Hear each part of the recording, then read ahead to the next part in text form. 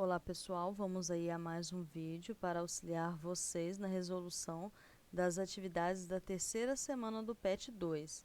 Reações químicas ainda, no conteúdo de reações químicas, vamos ver hoje Lei de Lavoisier, também conhecida como Lei da Conservação das Massas.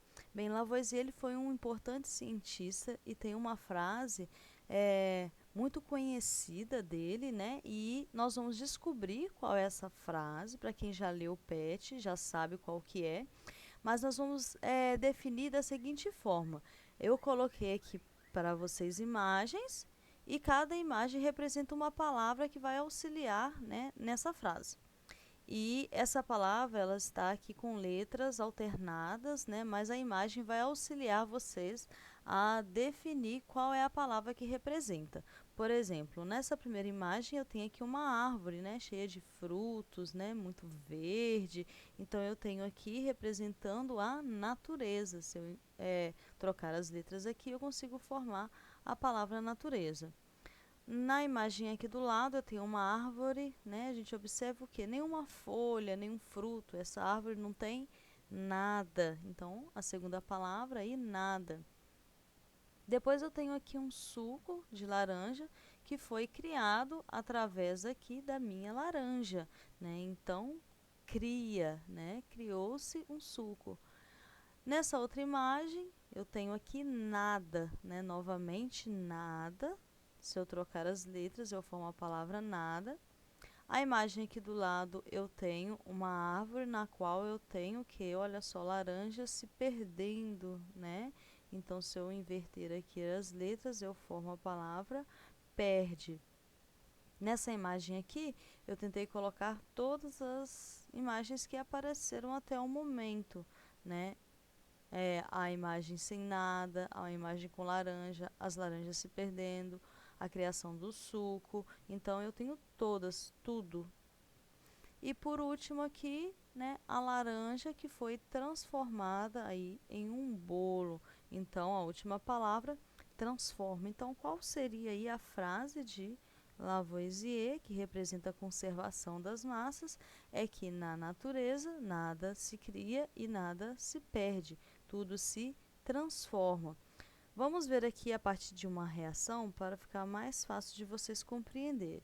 Então, lembrando que numa reação química, tudo o que vem antes da setinha eu chamo de reagentes e tudo que vem depois da setinha eu chamo de produtos, certo? E na lei da conservação das massas vem nos dizer o seguinte, que a massa dos reagentes, ou seja, tudo que vem antes da setinha, no caso dessa reação o cálcio mais do oxigênio, tem que ser igual à massa dos produtos, ou seja, a massa de tudo que vem depois da setinha.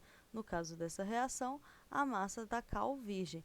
Vamos aqui dar exemplo com quantidades, se eu tiver, por exemplo, 40 gramas de cálcio reagindo com uma determinada quantidade de oxigênio, que eu não sei quanto é, mas eu sei que ao reagir forma 56 gramas de cal virgem.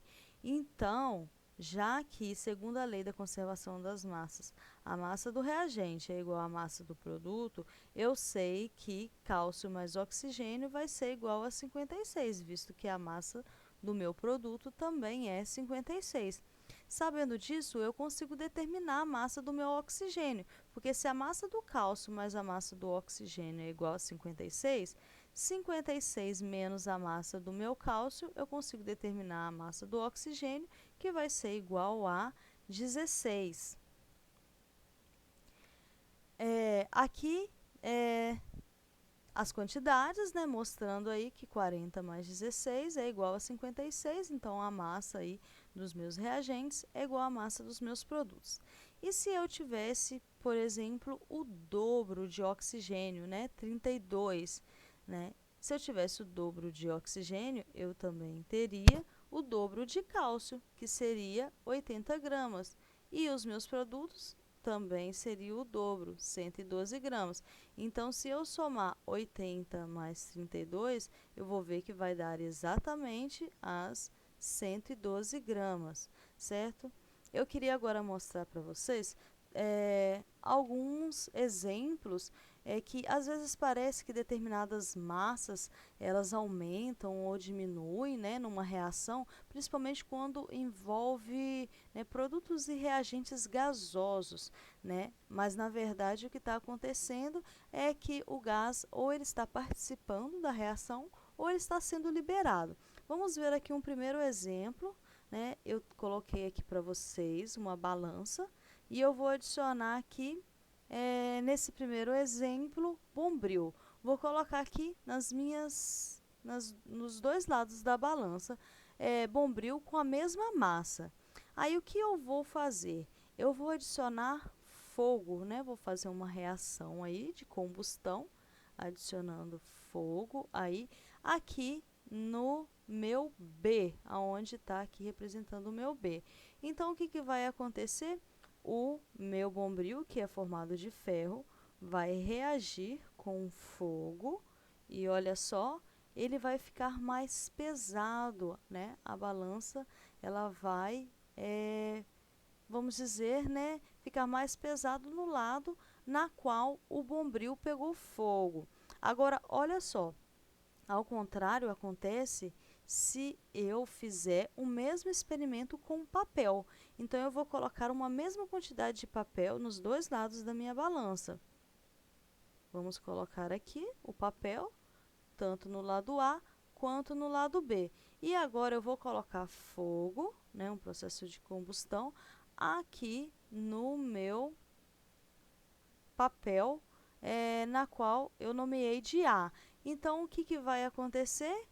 Ele vai ficar mais leve. Mas como assim? Se eu coloco fogo no bombril, ele fica mais pesado. Se eu coloco fogo no meu papel, ele fica mais leve. Por que isso acontece?